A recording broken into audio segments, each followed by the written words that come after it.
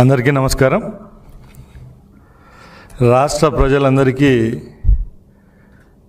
ఈరోజు చంద్రబాబు నాయుడు గారు ముఖ్యమంత్రి అయిన తర్వాత సుభిక్షంగా ఒక వారంలోనే 2 సంవత్సరాలు పూర్తి చేసుకుంటున్నాం. మా ప్రభుత్వం తరపున రాష్ట్ర ప్రజలకు ధన్యవాదాలు. ఎందుకంటే భారతదేశ చరిత్రలో ఏ రాజకీయ పార్టీకి దక్కని గౌరవం ఆంధ్ర రాష్ట్రంలో తెలుగు ప్రజలు మాకు కట్టబెట్టడం జరిగింది. అదే బాధ్యతగా ఈరోజు మేము కూడా సుపరిపాలన అనేది ఎలాగుంటుందో అది అందిస్తున్నామనే దానికి చెప్పేదానికి కూడా ఈ వేదిక నుంచి నాకు చాలా సంతోషంగా ఉంది. పెద్దలు, అనుభవజ్ఞులు చంద్రబాబు నాయుడు గారి నాయకత్వంలో ఈరోజు ఇక్కడ కూర్చొని మాట్లాడుతున్నామంటే ఈ 24 నెలల్లో రాష్ట్రంలో ఎప్పుడూ లేని విధంగా సుభిక్షంగా సంతోషంగా ప్రజలు ఉన్నారు. సుమారుగా 20 లక్షల రూపాయల పెట్టుబడులకు శ్రీకారం చుట్టడం జరిగింది. అధోగతి పాలైన రాష్ట్రాన్ని గాడిలో పెట్టి అభివృద్ధి వైపు నడిపిస్తున్న మా ముఖ్యమంత్రికి మరొకసారి 2 సంవత్సరాలు ధన్యవాదాలు తెలియజేసుకుంటున్నా. ముఖ్యంగా ఈరోజు ఈ పాత్రికేయ సమావేశం ఎందుకంటే మన రాష్ట్రంలో ఏ రాష్ట్రానికి లేని అపోజిషన్ లీడర్ ఒక ఆయన ఉన్నారు. హనీమూన్ నాయకుడు అంటారు ఆయన్ను. కేవలం ఒక ప్రతిపక్ష నాయకునిగా ఈ 24 నెలల్లో ఒక 10-15 సార్లు మాత్రమే పత్రికా సమీక్షలు అలాగే ప్రెస్కు ఆయన ఇంటర్వ్యూలు ఇవ్వడం జరుగుతూ ఉంది. దానిలో ప్రతి ఒక్కసారి బయటకు వచ్చినప్పుడల్లా ఒక్కో విషయాన్ని పాత సారాయిని కొత్త సీసాలో పెట్టి మార్కెటింగ్ చేసినట్టు రాష్ట్రంలో గత 40 సంవత్సరాల్లో జరిగిన సంఘటనలు ఈ రాష్ట్రంలో ఉన్న ప్రజలకు తెలియవన్నట్టు కొత్తగా ప్రజల మీద రుద్దే పరిస్థితి తీసుకొచ్చిన ఘనత ఆనాటి ముఖ్యమంత్రి ఈరోజు ప్రతిపక్ష నాయకుడు జగన్మోహన్ రెడ్డి గారికే దక్కింది.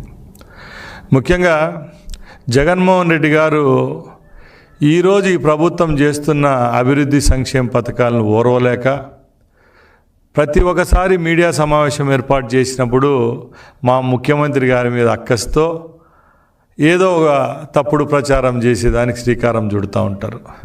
కొత్తగా లేటెస్ట్గా 4 రోజుల ముందు ఆయన ఇంగ్లాండ్ టూరు ముగించుకొని వస్తానంటే ఒక ప్రెస్ మీట్ ఏర్పాటు చేయడం జరిగింది.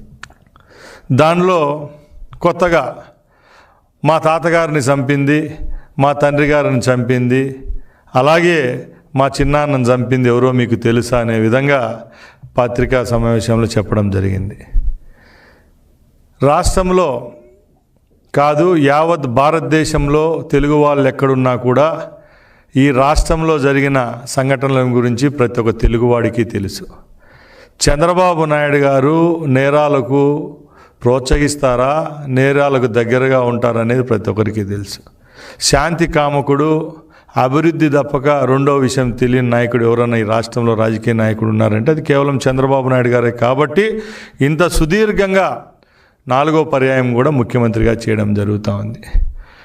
ఈ విషయానికి వస్తే మొన్న జగన్మోహన్ రెడ్డి గారు మాట్లాడిన విషయాలు 2-3 మీ దృష్టికి తీసుకొని వస్తా. గతంలో జరిగిన హత్యలకు తెలుగుదేశం పార్టీకి మా నాయకత్వానికి ఏ విధమైన సంబంధాలు ఉన్నాయని మేము అడుగుతున్నాం. జగన్మోహన్ రెడ్డి కుటుంబం యొక్క ప్రస్థానం మనందరికీ తెలుసు. బలపనూరు నుంచి వాళ్ళ ప్రస్థానం మొదలుపెట్టి వాళ్ళ తండ్రి గారు ఆయన ఈరోజు ఆంధ్ర రాష్ట్ర ముఖ్యమంత్రులుగా పనిచేయడం జరిగింది. ఆ రోజు మీ పరిస్థితి ఏంటి, ఈరోజు మీ పరిస్థితి ఏంటి? ఈరోజు 1,00,000 కోట్ల ఆసామి మీరు. మీకు పెట్టుబడులు అలాగే మీరు వ్యాపారం చేయని రంగం ఏదన్నా ఈ భారతదేశంలో కానీ ప్రపంచంలో ఉందా అని మేము అడుగుతున్నాం సూటిగా. ఎందుకంటే మీకు చేతగాని పనే లేదు. ఒక పక్కల హత్యా రాజకీయాలు ప్రోత్సహించడం అది మీ వల్లే అయింది. గత 50 సంవత్సరాలుగా అది రాష్ట్రంలో ప్రవేశపెట్టిన ఘనత, దానికి నాయకత్వం వహించిన ఘనత కూడా ఆ రోజు మీ తాతగారి నుంచి ఈరోజు మీ వరకు కూడా అది మీకే దక్కింది. ఇంకా వ్యాపార విషయాలకు వస్తే మీ తాతగారు ఆ రోజు వ్యాపారాన్ని మొదలు పెడితే ఈరోజు లక్షల కోట్లకు తీసుకొని పోయిన ఘనత మీకు దక్కుతుంది. ఎందుకంటే ఈరోజు ఒక చిన్న ఉదాహరణగా నేను చెప్తాను.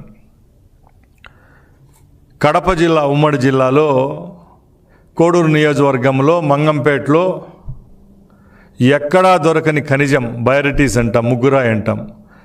ఆ మైన్లు 40-45 సంవత్సరాల నుంచి ఆపరేట్ చేయడం జరుగుతూ ఉంది. ఆ రోజు మీ తాతగారి జన్మస్థలం, మీ యొక్క ఈరోజు ఉండే మీ నియోజకవర్గం ఏదో మనందరికీ తెలుసు.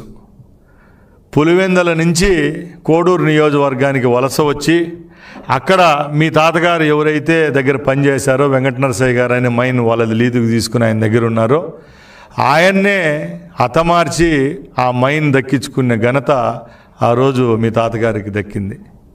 అక్కడ నుంచి మీరు రాజకీయంగా ఎదగడం జరుగుతూ వచ్చింది. 7.5 ఎకరాలు ఏదైతే మైన్ ఉందో దాన్ని 1978లో మీ తండ్రి గారి పేరైన విజయలక్ష్మి మినరల్స్ ట్రేడింగ్ కంపెనీ పేరుతో ఆ రోజు మీ తాతగారు ఏర్పాటు చేసి దాంట్లో మైనింగ్ చేసుకుంటా ఈరోజు ఈ స్థాయికి రావడం జరిగింది. ఆ రోజు కూడా 7.5 ఎకరాలు మీకు మైన్ను కేటాయిస్తే మీరు చుట్టుపక్కల ఉండే ప్రైవేటు భూములంతా మైనింగ్ చేస్తే ఆ రోజు మీ తండ్రి గారు ఎంపీగా కాంగ్రెస్ పార్టీలో ఉన్నారు. ఇదే కాంగ్రెస్ పార్టీ ముఖ్యమంత్రిగా మర్రి చెన్నారెడ్డి గారు ఉంటే రాష్ట్ర వ్యాప్తంగా ఎక్కడ చూసినా దీని మీద చర్చ జరుగుతూ ఉంటే ఆ రోజు ఉన్న శాసనసభ్యులు శేషయ్యనారెడ్డి గారు బైరెడ్డి ఆయన నాయకత్వంలో ఒక హౌస్ కమిటీ వేస్తే హౌస్ కమిటీలో 13 మంది సభ్యులు నివేదిక అసెంబ్లీ సాక్షిగా సమర్పిస్తే దాంట్లో చేసిన తప్పులు ఎవరియో ఆ రోజు బహిర్గతం కావడం జరుగుతూ ఉంది. ఆ రిపోర్ట్లో కూడా క్లియర్గా 25,000 టన్నులు ముగ్గురాయిని అక్రమంగా తరలించడం జరిగింది. విజయలక్ష్మి మినరల్స్ పేరుతో చేయడం జరిగింది. దాని ద్వారా ఈ ప్రభుత్వానికి 24,21,2,500 రూపాయలు నష్టం జరిగింది. ఈ నష్టాన్ని వీళ్ళు కట్టాలని చెప్పి క్లియర్గా హౌస్ కమిటీ నివేదిక ఇస్తే దాన్ని కూడా మీరు ఏ విధంగా రూట్ మార్చారో అందరికీ మన ఈరోజు ఉండే వాళ్ళకు గతంలో రాజకీయాలు చేసిన వాళ్ళకి ప్రతి ఒక్కరికి విదితమే. ఇక్కడ సంపాదించిన డబ్బునంతా మీరు రాజకీయాల్లో పెట్టారు, రాజకీయాలు చేశారు, అడ్డాగా ఏర్పాటు చేసుకున్నారు. ఆ రోజు ఏదైతే విజయలక్ష్మి మినరల్ మొక్క అయితే ఈరోజు సందూర్ పవర్ ప్రాజెక్ట్ అనుకోండి, భారతీ సిమెంట్స్ అనుకోండి, సాక్షి పేపర్ అనుకోండి, ఇవన్నీ మహావృక్షాలుగా మాన్లుగా ఈరోజు ఆర్థికంగా మీ ఎదుగుదలకు ప్రోత్సహించిన కంపెనీలుగా ఈ భారతదేశ వ్యాప్తంగా వెలుగొందుతున్నాయంటే ఒకసారి మీ యొక్క అక్రమాల గురించి చెప్పనవసరం లేదు. మేము ఒకటే చెప్తున్నాం, హత్యా రాజకీయాలు మీరే ప్రోత్సహిస్తారు, అక్రమ లావాదేవీలు మీ వల్ల అవుతాయి, అక్రమ మైనింగ్లు, అక్రమంగా రాష్ట్రంలో ఏమన్నా ఒక కార్యక్రమం జరగాలంటే అది మీ ఇంటి నుంచే మీ దగ్గర నుంచే స్టార్ట్ అయ్యే పరిస్థితి తీసుకొచ్చిన ఘనత మీకు, మీ కుటుంబాలు, మీ ముందు తరాల వాళ్ళకే దక్కిందని నేను తెలియజేసుకుంటున్నా. మాకు ఏ రోజు జగన్మోహన్ రెడ్డి మీదో లేకపోతే వైసీపీ పార్టీ మీద ఎక్కడ కక్ష లేదు. మేము ఒకటే చెప్తున్నాం, 4వ పర్యాయం ముఖ్యమంత్రిగా చంద్రబాబు నాయుడు గారు ప్రమాణం చేసిన తర్వాత ఈ రాష్ట్రంలో ఉన్న పరిస్థితులను మార్చే విధంగా ఈ రాష్ట్రాన్ని అభివృద్ధి పదంలో నడిపిస్తామని చెప్పి ఆ రోజు ప్రమాణం చేయడం జరిగింది. దానిలో భాగంగానే ఈరోజు ఈ రాష్ట్ర వ్యాప్తంగా అభివృద్ధి కార్యక్రమాలు చేపడుతూ ఉన్నాం. మాకు ఈరోజు కేంద్రంలో ఉన్న మద్దతు చూసి మీరు ఓర్చుకోలేకపోతున్నారు. కేంద్రంలో మాకున్న బలము, అలాగే మా చంద్రబాబు నాయుడు గారి యొక్క పనితీరును మెచ్చి నరేంద్ర మోడీ గారు కూడా ఏ రాష్ట్రానికి దక్కని గౌరవం ఈ రాష్ట్రంలో ఉన్న ముఖ్యమంత్రి గారికి దక్కుతూ ఉంది. పెట్టుబడుల పరంపర జైత్రయాత్ర ఈ రాష్ట్రంలో జరుగుతూ ఉంది. ఇప్పటికే 20 లక్షల కోట్ల రూపాయలు పెట్టుబడులు పెట్టడం జరుగుతూ ఉంది. రేపు రాబోయే కాలంలో భవిష్యత్తును నిర్దేశించే రాష్ట్రంలో యువకుల కోసం, ఉపాధి కోసం పనిచేస్తున్నారు చంద్రబాబు నాయుడు గారు, లోకేష్ గారు అని తెలిసే ఈరోజు రాష్ట్ర ప్రజలంతా చాలా సంతోషంగా ఉన్నారు. ముఖ్యంగా ఇంత ఎండ వేసవిలో కూడా ఈరోజు రాష్ట్రంలో ఎక్కడ ఏ విధమైన సమస్యలు లేవనెత్తకుండా రోజుకు 18 గంటలు పల్లెబాటలు బట్టి రచ్చబండ కార్యక్రమాలు, ప్రజలతో మమేకమయ్యే కార్యక్రమాలు, ఒక పక్కల సంజీవిని అని చెప్పి భారతదేశంలో ఎక్కడ లేని విధంగా ప్రజల కోసం, వాళ్ళ హెల్త్ కోసం నేనున్నానని చెప్పి కార్యక్రమాన్ని ప్రవేశపెడుతున్న ఘనత చంద్రబాబు నాయుడు గారికే దక్కింది. అలాగే పెట్టుబడుల విషయాలకు వస్తే మీకు అందరికీ తెలుసు, మీరు ఆర్థిక నేరగాళ్ళు. అలాగే పెట్టుబడులు పెట్టే ఏవైతే కంపెనీలు బడా సంస్థలు ఉంటాయో మీ హయాంలో రాష్ట్రాన్ని వదిలేసి దండం పెట్టి తూర్పుకు మలుకొని వెళ్ళిపోయిన పరిస్థితి ఆ రోజు ఉంది. ఈరోజు తాడేపల్లి నుంచి చంద్రబాబు నాయుడు గారి గృహం వైపు 2 సంవత్సరాల నుంచి రాని పెట్టుబడిదారులు లేడు, రాని వ్యాపారవేత్త లేదు. అది ఒక నమ్మకం, ఒక బ్రాండ్. దాన్ని క్రియేట్ చేసిన ఘనత ఈ ప్రభుత్వాన్ని, చంద్రబాబు నాయుడు గారిదే. మీ మాటలు వినే పరిస్థితులు ఈ రాష్ట్ర ప్రజలు లేరు. మీరు చెల్లని రూపాయి. ఎక్కడ మిమ్మల్ని ప్రజలు విశ్వసించడం లేదు. మీరు ఎప్పుడో అడపాదడపా 2 నెలలకో 3 నెలలకో రావడం, మా నాయకుని మీద, మా పార్టీ మీద, మా ప్రభుత్వం మీద బురద జల్లడం వల్ల మీకే నష్టం జరుగుతుంది తప్పక ఎక్కడ దీనివల్ల ఈ రాష్ట్ర ప్రజలకు ఒదిగే మంచిది ఏమీ లేదని చెప్పి నేను తెలియజేసుకుంటున్నా. అలాగే రాష్ట్ర ప్రజలను మేము ఒకటే కోరుకుంటున్నాం. 2 సంవత్సరాల్లో సుభిక్షమైన సుపరిపాలన అందించిన ఘనత చంద్రబాబు నాయుడు గారికే దక్కింది. ఆ రోజు స్పీడ్ ఆఫ్ డూయింగ్ బిజినెస్ నుంచి ఈరోజు ఈజ్ ఆఫ్ డూయింగ్ బిజినెస్ వరకు చంద్రబాబు నాయుడు గారు అంటే ఏదో ఈ ప్రపంచానికంతా తెలుస్తూ వస్తూ ఉంది. ఎప్పుడూ చెప్తాం, ఆ రోజు హైదరాబాదును ఏదైతే అభివృద్ధి పదంలో నడిపించి ఈరోజు గ్లోబల్గా హైదరాబాదుకు ఒక బ్రాండ్ ఇమేజ్ని తెచ్చిన ఘనత చంద్రబాబు నాయుడు గారికి దక్కింది. ఈరోజు కూడా ఏదైతే అమరావతిలో పెట్టుబడుల పరంపర జరుగుతూ ఉందో, అమరావతిలో ఏవైతే ప్రామిస్ చేశామో అన్నీ తీసుకొచ్చే బాధ్యత మా ప్రభుత్వానికే దక్కుతుంది. అది చేసి చూపించేదానికి కూడా మేము ముందున్నామని తెలియజేసుకుంటున్నా. అలాగే ముఖ్యంగా మేము ఒకటే చెప్తున్నాం, ఈరోజు చంద్రబాబు నాయుడు గారు ఒక పక్కల, లోకేష్ గారు ఒక పక్కల, పవన్ కళ్యాణ్ గారు, ముగ్గురిని తట్టుకోవడం నీ వల్ల కావడం లేదు. మీ నాయకుల్లో నైరాస్యం ఉంది. 2 సంవత్సరాలు అయిపోయింది. ఎక్కడ ఒక 20,000 మందితో మీటింగ్ పెట్టిన పరిస్థితి ఎక్కడన్నా ఉందా అని నేను అడుగుతున్నా. గతంలో ప్రతిపక్షంలో ఉండే పార్టీలు వేలాది సమీక్షలు నిర్వహించేసి కార్యకర్తల మీటింగులు జరిగేటి, ఎక్కడా లేదు. ఆ రోజు ప్రజాధనం పెట్టి మీరు లక్షల మందిని తోలుకొని ఆ రోజు మీటింగులు పెట్టే పరిస్థితి ఈరోజు ఎందుకు లేదని అడుగుతున్నా. ఆ రోజు ప్రజల డబ్బుతో ఆడంబరాలు పోయి జైత్రయాత్రలు చేశారు. ఈరోజు మీరు మీ సొంత డబ్బు ఖర్చు పెట్టేదానికి బాధపడుతున్నారు. ఎక్కడ లేవు. తాడేపల్లిలో 2 రోజులు మీటింగ్ పెడతారు, మళ్ళీ బెంగళూరుకి వెళ్ళిపోతున్నారు. మేము ఒకటే చెప్తున్నాం, చిత్తశుద్ధిగా ఇప్పటికైనా ప్రతిపక్ష పాత్ర మీరు దర్జాగా చేయండి. ఇంకా 3 సంవత్సరాలు అసెంబ్లీలో మైక్ ఇచ్చేదానికి ప్రభుత్వం సిద్ధంగా ఉంది.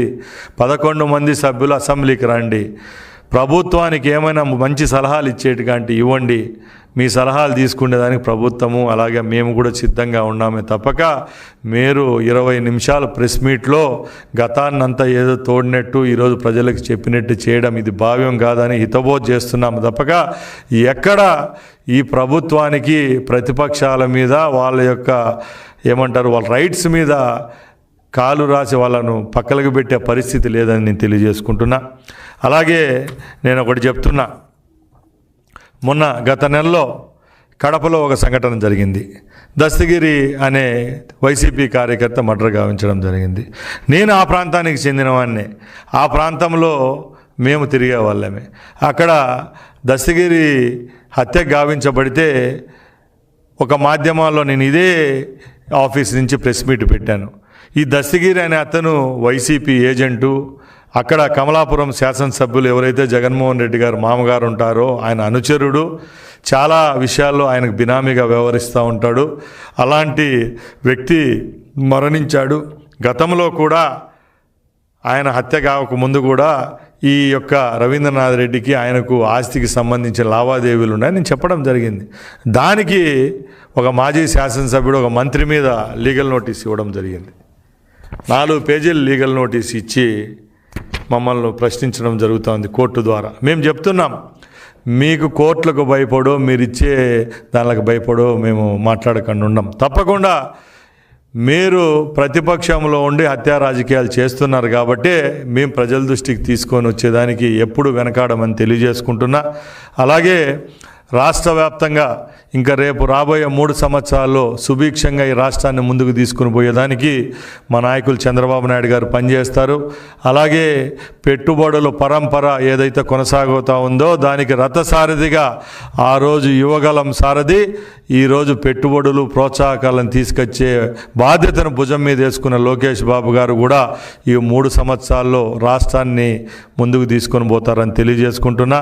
అలాగే జగన్మోహన్ రెడ్డి టీంకు మేము ఒకటే చెప్తున్నాం, ఇంకా 3 సంవత్సరాలు ఉంది, రండి ప్రజాక్షేత్రంలో తేల్చుకుందాము. తప్పక ఎప్పుడు ఎక్కడ అవాకులు చవాకులు పేలడం వల్ల మీకే నష్టము తప్పక మా ముఖ్యమంత్రి గారికి, మా బ్రాండ్కు, మా ప్రభుత్వానికి ఒదిగేది ఏం లేదని తెలియజేసుకుంటున్నా.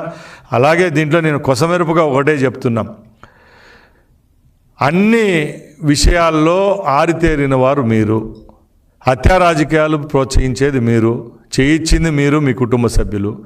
ఆ రోజు వ్యాపార రంగంలో అడ్డదొలిగించుకునింది, మైన్స్ ఓనర్లను చంపింది మీరు. మీ కుటుంబాల్లో జరిగిన కలహాలకు కూడా ఎవరు బాధ్యులో ఈ రాష్ట్ర ప్రజలకు అందరికీ తెలుసు. ఇప్పటికి కూడా సిబిఐ లాంటి అత్యున్నత వ్యవస్థలు దాని మీద ఎంక్వైరీ జరుగుతూ ఉంది. అలాంటప్పుడు మీరు ఏదో ఒక వేమరపాటుతోనో లేకపోతే హుందాతనంతో మీరు మాట్లాడడం లేదు. మీ తండ్రి గారి మరణానికి, అలాగే మీ తాతగారి మరణానికి, అలాగే మొన్న మీ చిన్నాన్నగారి మరణానికి మా నాయకుడు, మా ముఖ్యమంత్రి గారు ఎలా కారణమవుతారో ఒక్కసారి మీరు మనస్సాక్షితో ఆలోచించవలసిందిగా జగన్మోహన్ రెడ్డి గారిని నేను కోరుకుంటున్నాను. ఎందుకంటే నేను కూడా ఆ ప్రాంతం నుంచి శాసనసభ్యునిగా ఎన్నికైన మీ పార్టీలో మీతో కూడా నేను చాలా సంవత్సరాలు జర్నీ చేశారు కాబట్టి ఒక పెద్ద మనిషి మీద ఒక నింద వేసేటప్పుడు దాని పూర్వాపరాలు ఆలోచించి ఏ మాట మాట్లాడాలి, ఏ మాట మాట్లాడకూడదు అనేది ఇంకిత జ్ఞానంతో మాట్లాడవలసిందిగా మరొక్కసారి సున్నితంగా జగన్మోహన్ రెడ్డి గారిని కోరుకుంటూ సెలవు తీసుకుంటున్నా. జై హింద్, జై తెలుగుదేశం, జై చంద్రబాబు.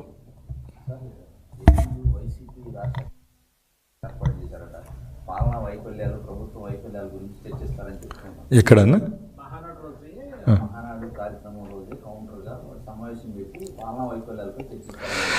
నేను ఒకటే చెప్తున్నానండి,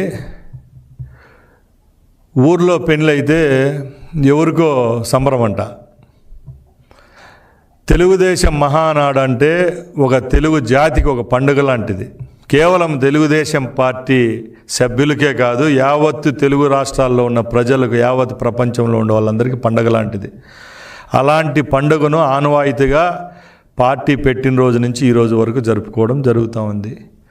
అదే రోజు జగన్మోహన్ రెడ్డి గారు కూడా మాకు ఆపోజిట్గా ఏదైనా ప్రోగ్రాం చేస్తే దాన్ని మేము దిష్టి చుక్కలాగా చూస్తాం. ఆయన ఏదైనా ప్రోగ్రాం చేస్తే అంత పెద్ద ప్రోగ్రాంకు యావత్తు తెలుగు జాతి కదిలి ఆ 2 రోజులు సంబరాలు చేసుకునే రోజుల్లో జగన్మోహన్ రెడ్డి గారు ఒక అర్ధగంట ప్రెస్ మీట్ పెట్టి దాని మీద ఏమైనా చేస్తే దాన్ని ఒక దిష్టి చుక్కలాగా తీసుకుంటాం తప్పక ఎక్కడ బెదరం అదరం. తెలుగుదేశం పార్టీకి భారతదేశంలో ఏ ప్రాంతీయ పార్టీకి లేని సభ్యత్వాలు, సభ్యులు, సైనికులు ఉన్నారు. 1,20,00,000 సభ్యత్వాలు కలిగిన ఏకైక ప్రాంతీయ పార్టీ భారతదేశ చరిత్రలో తెలుగుదేశం పార్టీ. కాబట్టి మా పండుగను, మా సంబరాన్ని ఎవరు ఆపలేరు. తప్పకుండా వాళ్ళు ఏం చేసినా కూడా మేము స్వాగతిస్తాం.